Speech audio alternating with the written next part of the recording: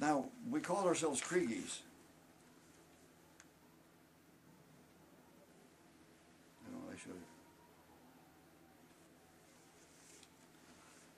At 4:30 in the afternoon, January 27, 1945, Adolf Hitler issued the order to evacuate Stalag 3.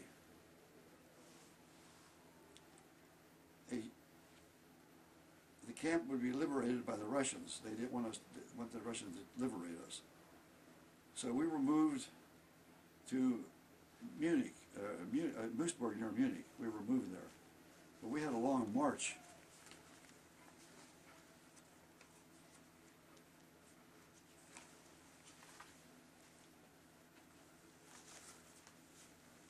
I'm no better than the other guy did this. I just had enough guts to do it, and so did a lot of other guys. God bless them all, you know.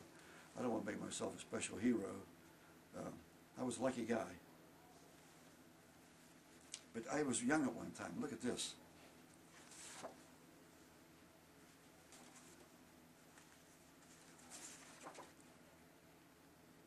That's when I became an officer. Wasn't bad looking at that time.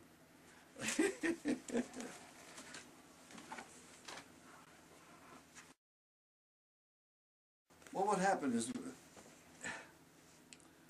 those little things that we were making, you had to sit down on your knees, you know. And you ever see these guys all around camp winding this little thing so the air would blow under the little tunnel you made under the firebox, so you could put little pieces of wood on, and it would make it hot as heck, see, because you would need a lot of wood that way. But we did that, and when I was in the camp, we weren't abused. When I finally got the Stalag 3, they counted us about 5 times a day. Took us out and counted us, and fed us very little, but they didn't have much themselves. I had a 24-inch waist when I got out.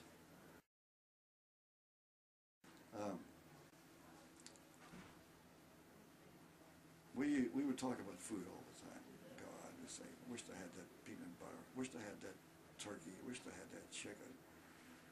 We'd write down. I got a little notebook that I wrote all that stuff in. I couldn't find it to show it to you. Actually, we'd write down. What would you like when you get out of this place? I'd like to get some peanut butter.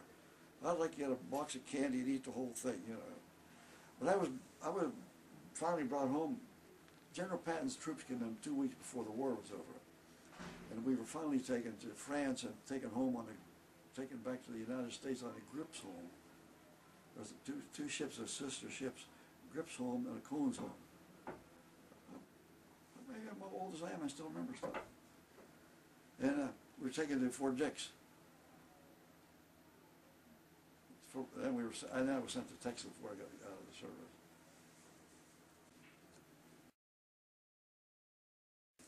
I used to think this is hell. We're bombing all these people, you know. War's hell. Some of my friends got killed right out.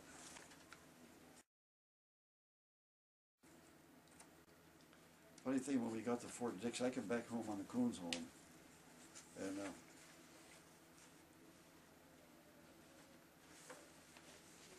we get to Fort Dix, and all the food. Matter of fact, on the boat coming back, people would eat, and they couldn't eat. They'd vomit and get sick because they weren't used to eating. But when we got to Fort Dix, we're thinking, oh man, all these Italian prisoners are feeding us. They were the waiters.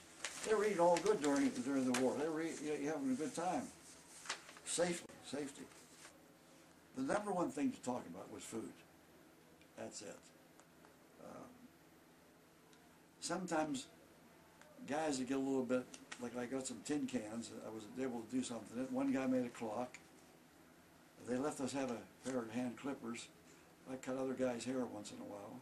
They cut mine with the old, you know, no power in them. You know, the old type. And it was amazing. All the guys in the prison camp got along pretty good. We were all in the same boat, you know. Of course, every one of them was officers. I don't say they were better than anybody else, but the Germans look upon officers as more elite. They do. They're military-type people, see.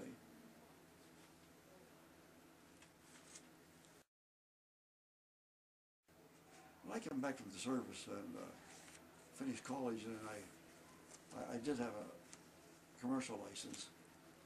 But the point is, after World War II, the industry was not ready to take all these pilots. It wasn't like it is today. All these airlines, and they go so many different places. But that was a Ford engine, and that's why I learned to fly. I used to fly out of Latrobe, little airplanes for a while, for a couple of years, you know. That got pretty expensive.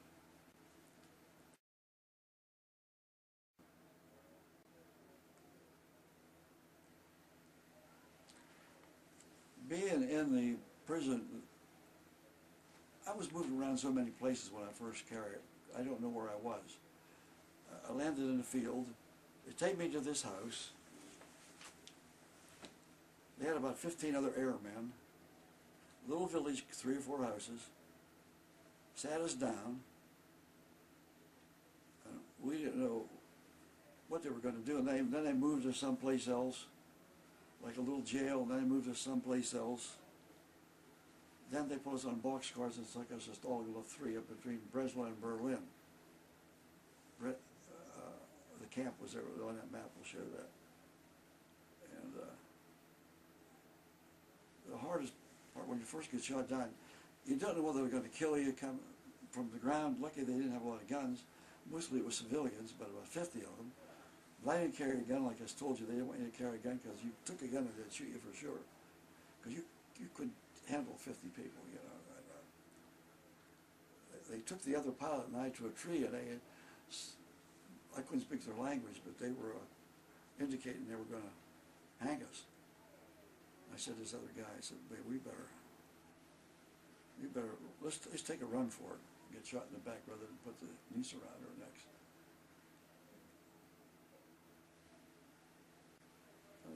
Okay, that's when I first got shot down. Then I got to Budapest prison, which I was about to say, and like 15 guys in a room and no bathroom, but a big jar here. And we thought we were going to get cremated.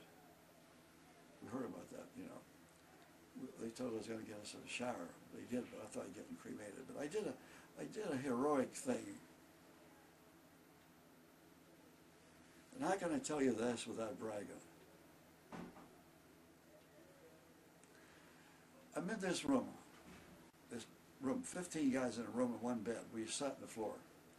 You could go to the wall and flip the paint off the wall and just find bed bugs, you know. And you get up in the morning and you smashed them, you know, in your sleeves.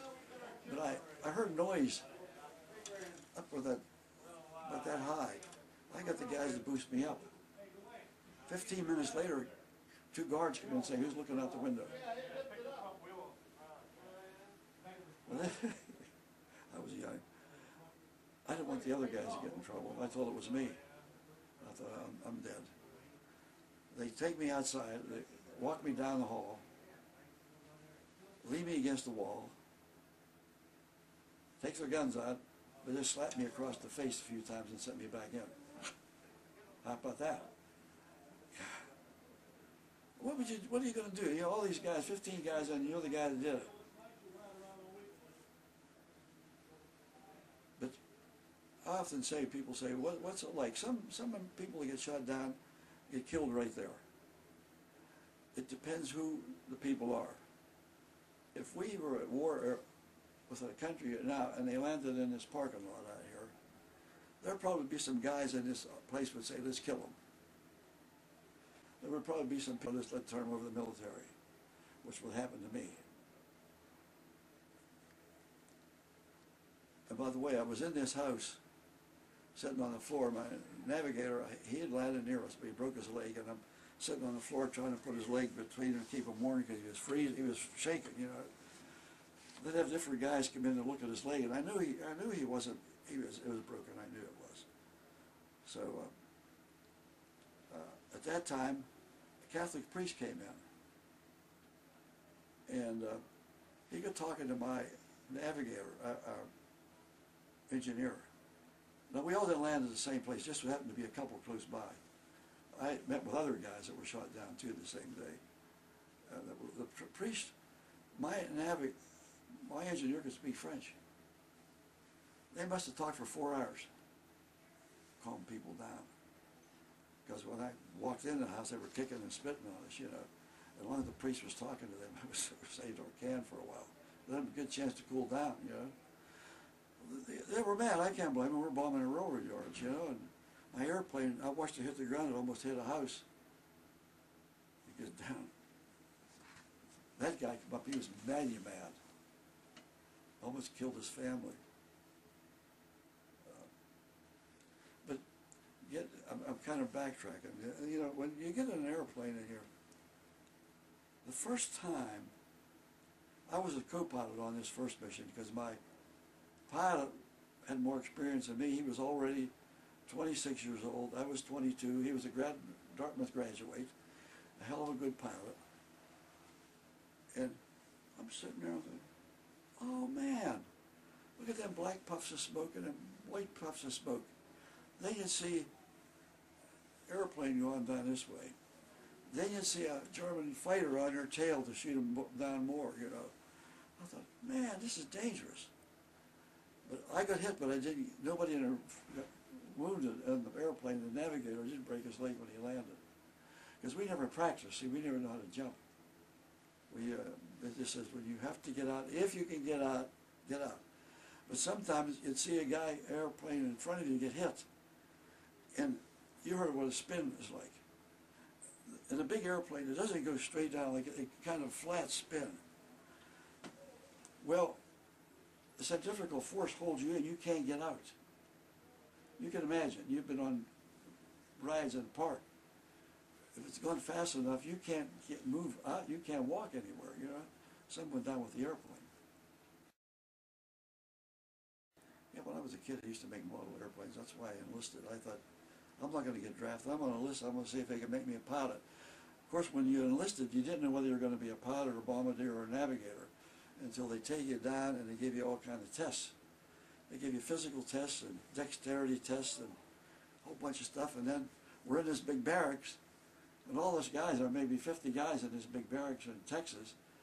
It says bombardier school, navigator school, pilot school. Everybody wanted to be a pilot. They picked me. I don't know whether I was any better than anybody else, but they picked me, and I did. But you don't always get through. Some people get killed in training. You know. But I enjoyed it. I was in Pine Bluff, Arkansas, small airplanes, a bigger airplane in Coffeyville, Kansas, and Altus, Oklahoma, in twin engine, and in Texas in a 4-engine. But it took time to learn those things. But you know, us guys, we learned enough to get the airplane there and get it back. You know, we could, matter of fact, my airplane, the other pilot and I, we picked our airplane up at Topeka, Kansas. We got the crew together. That's where they put the crew together. First time I met those guys. They said, take this to Italy. We went from Topeka, Kansas, made a couple stops, landed in Florida. So my life, I'm a young guy, and I'm seeing this tropic smell. God, this is great, you know. Go over Africa, stopped in Marrakesh, flew over the ocean, finally landed in Foggia, Italy. What a guts for young guys, huh? We didn't even have the stuff they have now, reckoning. Gosh, we were kind of damn lucky. I wouldn't do it again. If I knew if they asked me to do that today, I wouldn't do it, because I know better. It's just too dangerous. But that's the young guys, you know, well, they give you enough information, you know, but you could see some many professional pilots get killed. But that's Sully. I got to say, oh, what a guy, huh? The other pilot and I, we were going to decide whether we were going to bail out or what. I said, there's a lake here. What do we ditch that? He said, better not ditch it. He said, because usually if you ditch it in the water, you're dead. You're dead. Most times you can't level that straight. If you've seen other ones on TV where they cartwheel, and he and the other pilot, got to give him credit too, because he was there helping out, you know, reading the instruments and telling them what to do and so forth. You know, they both worked. He doesn't get as much credit, but he was excellent. They're back together flying again. he and his pilot, co-pilot,